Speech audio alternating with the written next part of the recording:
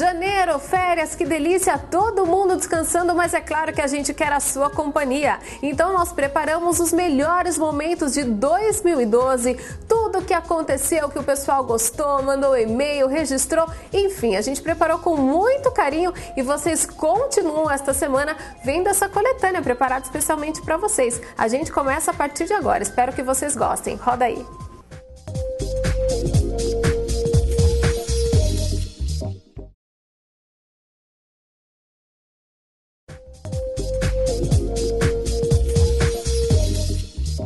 Agora sim, nós vamos aprender um pouquinho mais sobre a história dos tropeiros e a nossa cidade de Sorocaba. Nós recebemos aqui nos nossos estúdios José Rubens Incal. Ele sabe tudo sobre o assunto, um pesquisador de mão cheia. Olha só.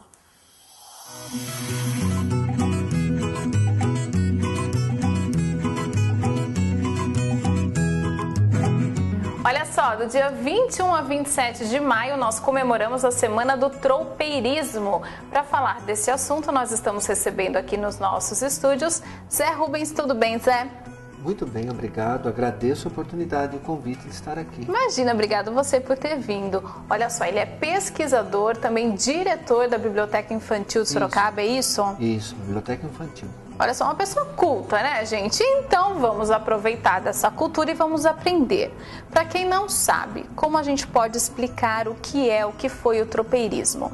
Olha, o tropeirismo pode, para ficar mais didático, a gente não aprende na escola que teve o ciclo do ouro, o ciclo da cana, o ciclo do café. Para ficar didático, o tropeirismo também foi um ciclo econômico que envolve este senhorzinho que está aí, uma miniatura dele. Quem era o tropeiro? Era o sorocabano, que uma determinada época, no final das bandeiras, dos bandeirantes, ele vai para o sul buscar esse animal mula. E ele vem tocando essas mulas lá do Rio Grande do Sul para Sorocaba para serem vendidas aqui. E o que era a mula? Era o caminhão da época. E graças a essas mulas que era vendida em Sorocaba para o Brasil inteiro, vinha gente de Minas, do Espírito Santo, Bahia, até do Rio Grande do Norte, comprar a sua mula para quê? Para usar no transporte, para movimentar engenho. E se hoje a gente fala que o Brasil teve um ciclo do ouro, da cana, do café, embaixo desses ciclos, movimentando essa economia, transportando o café, algodão, o ouro, eram as mulas de Sorocaba. E ainda nos dias de hoje, a gente consegue perceber alguma característica do tropeirismo? Olha, eu acho que o que é legal de Sorocaba por ser até uma cidade antiga, ela tem muita história para contar. E é legal que dá para contar a história do Brasil contando um pouquinho da história de Sorocaba. Nós tivemos os nossos índios que moravam aqui e que tinham um caminho indígena, não gosto de falar tinha, tem ainda, ele existe, o Piabiru, que era um caminho que ia de São Vicente, no litoral, atravessava todo o estado de São Paulo, capital, Sorocaba, e ia até o outro lado da América, o Peru. Esse caminho existe. Quando a gente passeia pela Rua de São Bento, General Carneiro, a gente está seguindo a trilha dos índios. Olha. E por esse mesmo caminho vieram os bandeirantes. E por esse mesmo caminho, alargando e ampliando outros caminhos, o tropeiro. E o que ficou do tropeiro? Hoje nós não temos mais tropeiro. Por quê? O caminhão, o trem, outros lugares criam mulas, não precisa mais o tropeiro ir para o sul para vendê-los aqui, vender essas mulas em Sorocaba. Mas ele seria hoje, atualizando, fazendo uma linguagem mais atual, seria o grande empreendedor anônimo, que até por uma questão de sobrevivência, abandona a família, a mulher, os filhos e vai para o sul. Os cartórios aqui de Sorocaba tem muito registro assim, eu, Zé Rubens Incal, estou indo para o sul, deixei uma dívida com a Tati, deixo minha mulher, meus filhos, não sei se eu volto. Olha o peso dessa palavra, porque não havia estradas. Enfrentava 6 meses de viagem de ida e volta, tocando essas mulas, e olha que fantástico. Eles não vinham do dia para o outro. Do sul eles iam parando em pousos. Então o que era o pouso? Um lugar assim no meio do campo que tivesse água para os animais, uma mata que eles não desembestassem fugindo e mato para eles pastarem. Ali eles ficavam. Com o passar do tempo, esses lugares foram sendo ocupados por uma igrejinha, uma pequena venda. Onde eu quero chegar? esses infinitos pousos, que eram os pousos dos tropeiros, foram surgindo em pequenas cidades. Então esse anônimo tropeiro, que eu falo que foram vários, que foram, sem querer, foram fundadores de cidade. A culinária da época do tropeirismo. Vamos falar assim, a primeira vez veio assim à mente o feijão tropeiro, que era a comida dele. Por quê? Por que o feijão? Porque é um prato assim, é um alimento fácil de ser transportado, aguenta grandes viagens. O que é o feijão tropeiro? É o feijão que variava muito do bolso e da geladeira do tropeiro. Se ele tivesse linguiça, botava linguiça, carne seca, paio, bacon e assim vai. Altamente calórico, porque esse trabalho exigia energia, né? Mas ele comia isso 6 meses de viagem. Se ele chegasse aqui de Sorocaba, ele queria comer de tudo, menos feijão tropeiro. Com certeza. Na verdade, já estava até aqui. Agora deixa eu te perguntar, Semana do Tropeirismo, por que da escolha de datas? Tem algum significado? Tem. Por quê? Porque os tropeiros, quando eles voltavam para cá, eles resolveram escolher uma data. Porque a feira, a venda de moar aconteceu o ano inteiro. Mas a grande maior parte resolveu estabelecer maio. Abril, maio. Por quê? Naturalmente porque terminaram aquelas chuvas de verão. De janeiro até fevereiro e março, muita chuva, as estrada nem existia, os caminhos ficavam complicados. Nesse período já estava assentado. E este período também não era nem muito calor, nem muito frio. Então quem viesse do Nordeste não sentiria muito agradável para viagem, né? E quem viesse do Sul não sofreria do calor. Olha, até nisso eles já pensaram. E as comemorações? No domingo, o tradicional desfile de Muares. Então, cavaleiros, pessoas de Sorocaba, de região, e está vindo uma tropa também muito grande de cavaleiros de Itararé, seguindo a tradição, vem até Sorocaba e no domingo pela manhã eles desfilam pelos caminhos do tropeiro aqui na cidade. Mais de 3.000 cavaleiros. Zé Rubens, adorei te conhecer. Eu que agradeço. Parabéns por esse conhecimento vasto que você dividiu com a gente. Espero que você volte outras vezes. Eu agradeço a oportunidade. Sucesso para você e obrigada toda a sua equipe. Para você também. Viu só? Prestaram atenção? É importante saber um pouquinho mais da nossa cultura e da nossa história também.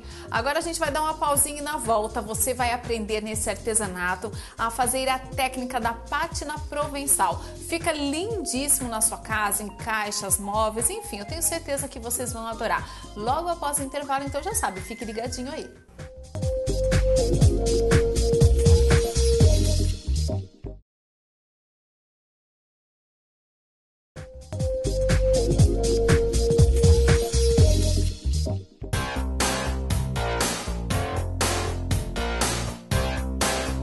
Hoje na nossa aula de artesanato nós estamos recebendo Fernanda Monteiro. Tudo bem, Fernanda? Tudo jóia, e você? Tudo ótimo. Melhor agora com você, porque eu fiquei sabendo que você é formada em artes plásticas, é isso? Sim, isso mesmo. Ou seja, não poderia ter melhor professora no dia de hoje, porque na verdade a Fernanda ela não vai ensinar bem o artesanato peça.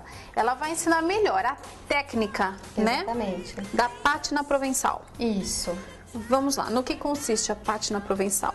A pátina provençal é uma pátina que é largamente usada hoje na decoração de acessórios e móveis. Então eu vou ensinar como é que a gente pode proceder para fazer essa pátina. Vou usar para isso algumas plaquinhas de madeira e trouxe aqui 2 exemplos de aplicação da pátina em peças pequenas. No entanto, essa pátina pode ser feita em peças maiores, inclusive cadeiras, mesas, na superfície que a pessoa quiser, logicamente desde que essa superfície seja a superfície de madeira ou MDF. Vamos então aprender esta técnica. O que eu vou precisar?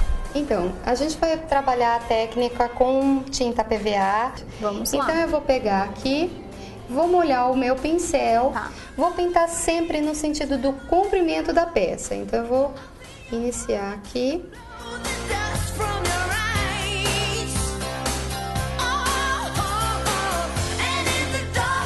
Então é interessante passar 2 vezes. Isso, 2 vezes intercalando a secagem, porque não adianta nada eu passar novamente com a tinta molhada. Com certeza. Eu preciso esperar secar para poder passar de novo. Então aqui eu tô com a primeira fase da minha peça, a primeira mão.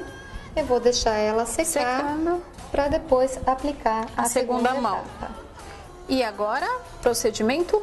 Então, agora a gente já deu 2 camadas de tinta marrom na peça. Ela está seca, a gente percebe que ela está bem seca, porque ao toque ela fica a temperatura ambiente. Entendi. Daí a gente vai pegar um pedaço de vela para fazer uma máscara. Então, o que é essa máscara? Essa máscara vai auxiliar no nosso processo de lixamento depois. Isso sempre no sentido do comprimento da peça. Então a gente vai esfregar. Aqui você vê que é um material bem simples. Pode ser uma vela que a gente usa em casa. Nossa, um pedacinho ela tá usando. É um pedacinho, a gente usa bastante. É uma cobertura que a gente percebe que ela ficou um pouquinho esbranquiçada, mas que não tá soltando. Ok? Depois que aplicou, Aí a gente vai vir com o PVA branco.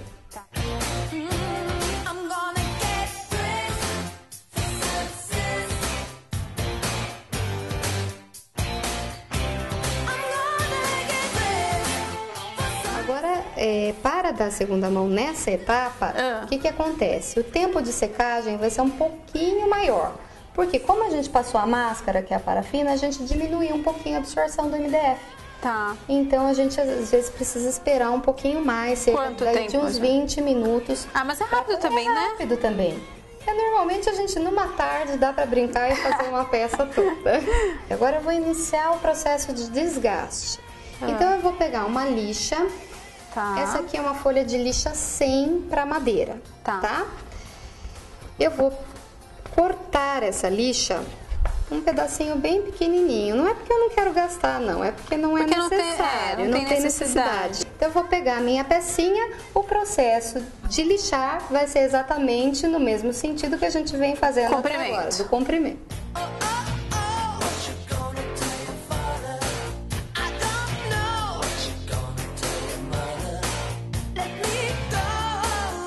Quando a peça tem quina, que nem aqui essas quinas do porta-retrato, ali que tem os cantos vivos, né? É bom a gente pegar a lixa e dar uma reforçada, porque a característica dessa pátina é essa, além desse desgaste na peça, é esse desgaste maior nas quinas. Entendi. Né? Daí eu vou pegar uma outra lixa, que é uma lixa um pouquinho mais fina, é a lixa 180. Ok. Vou lixar. Essa lixada que a gente vai dar aqui vai ser para manter a peça num toque mais gostoso. Porque a primeira lixa a gente passou para dar o desgaste, né? Agora essa é uma lixa de acabamento. Tá. Daí agora a gente pode fazer uma decoração. Pode deixar assim, finalizar assim, e daí aplicar o verniz ou a cera, que é a próxima etapa que eu vou explicar. Ou então a gente pode aplicar o stencil, que é esse desenho que tá... Do porta-retrato. Essa plaquinha de stencil a gente compra pronta nas lojas especializadas, tem com diversos desenhos, vende na internet, é um material bastante comum e fácil de encontrar.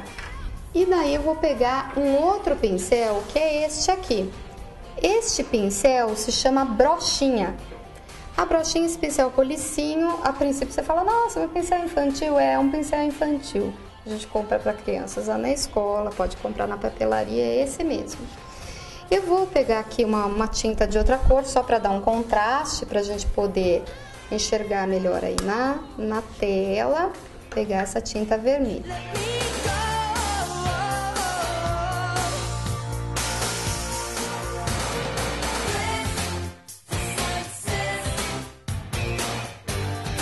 Se você não quis o desenho, você tem a opção também em colocá-la assim. E aí, ao final dela já, o verniz? O verniz é o final dela.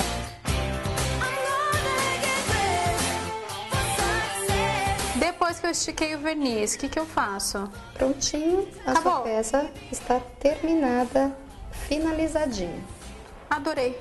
Super fácil. Super fácil. O resultado fica lindíssimo. Aí vai da sua criatividade, como eu disse, de fazer o que você quiser, mesa, cadeira, enfim, gente. Deixa a sua criatividade comandar. Obrigada, viu, Fernanda? Obrigada a vocês. Espero que vocês façam e curtam em casa. Viram só que técnica linda de pátina? E o bacana é que fica bom em qualquer ambiente da sua casa. Beijo para Fernanda Monteiro, que foi a nossa professora. Agora a gente dá uma pausa e na volta, que delícia! Vocês vão aprender a preparar feijão tropeiro.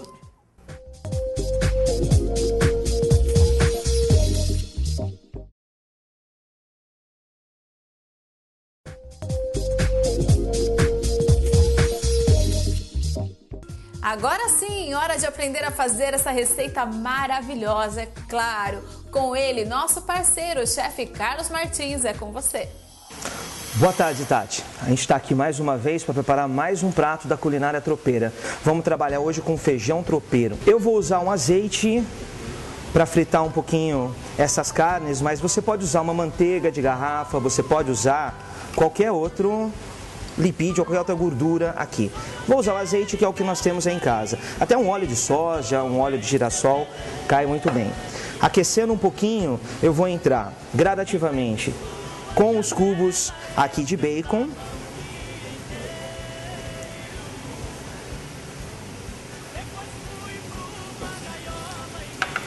Vamos dar uma fritada um pouquinho rápido aqui nesses bacons para reduzir um pouquinho e ele ficar um pouco mais crocante. Logo em seguida eu entro com a calabresa também cortada em cubos. Olha que eu não cortei isso em cubos muito pequenos porque eu quero que ele apareça realmente no meio do feijão.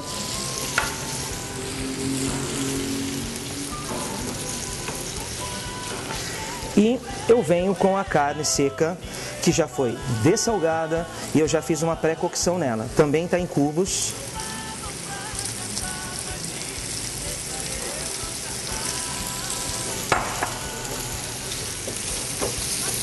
Agora eu só vou refogar um pouquinho para a gente conseguir um pouco dessa gordura do bacon, porque eu vou usar essa gordura no final para finalizar a couve que vai ser servida junto com o prato.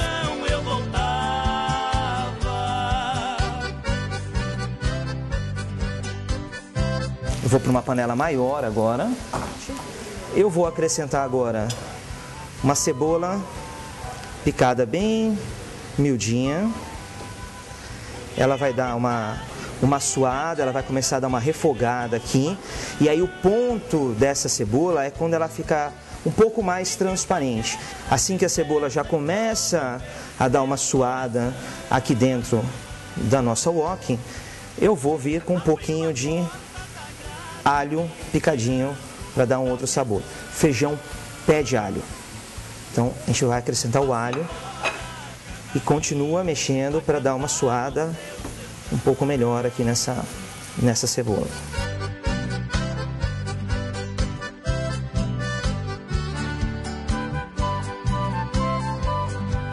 Bom, a cebola e o alho já suaram aqui um pouquinho, eu venho com o feijão já pré-cozido al dente e agora é agregar sabores a esse feijão. O feijão foi cozido sem sal, que agora eu vou chegar no sal que eu preciso, porque as carnes já são salgadas que nós vamos agregar aqui daqui a um momento, né? Eu vou colocar um pouquinho de sal, um pouquinho de pimenta do reino aqui nesse feijão.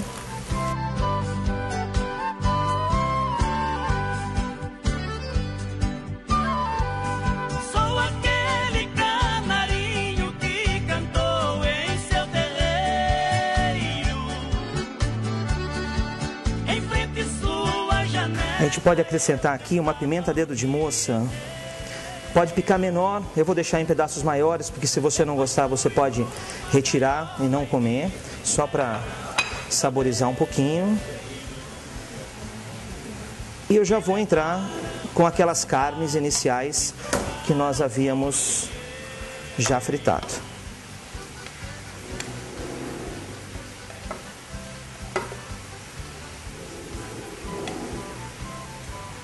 Com um detalhe, olha, que eu tinha falado para vocês, eu vou reservar essa gordura, porque é nessa gordura aqui que eu vou finalizar a couve, que ela vai dar uma fritada para ficar com um sabor bem mais agradável no nosso prato.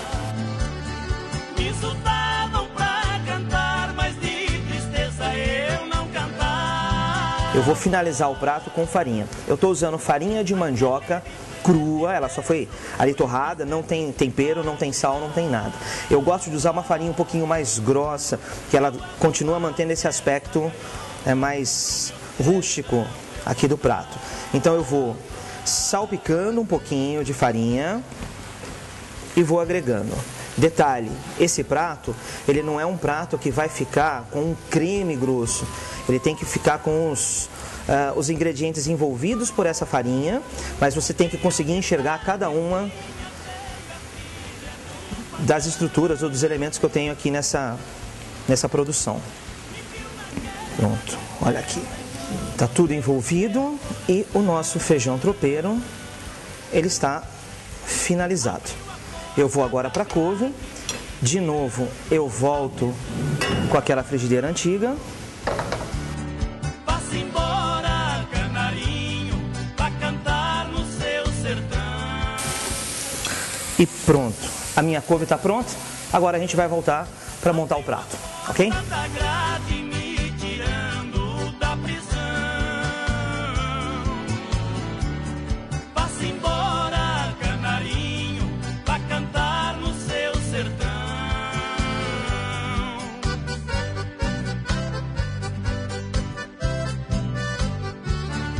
E o nosso prato de feijão tropeiro, ele fica pronto e pode ser degustado por todos vocês. Se quiserem mais alguma informação sobre comida tropeira, é só entrar no meu blog, pordentrodagastronomia.blogspot.com.br. Muito obrigado. Anunciando o entardecer e o romper da alvorada, sobrevoando a floresta e alegrando minha mar. Ai, que delícia de receita! Já almocei, mas deu até fome de novo.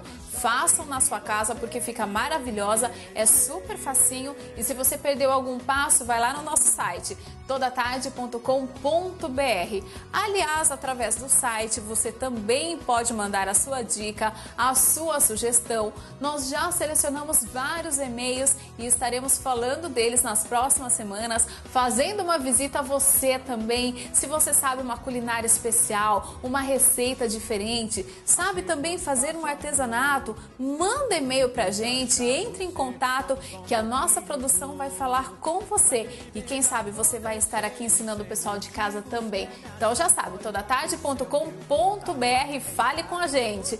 Chove quando você some, chove amor quando se esconde, chove só de te querer, chove, chove em mim você, chove quando você some, chove amor quando se esconde, chove só de te querer.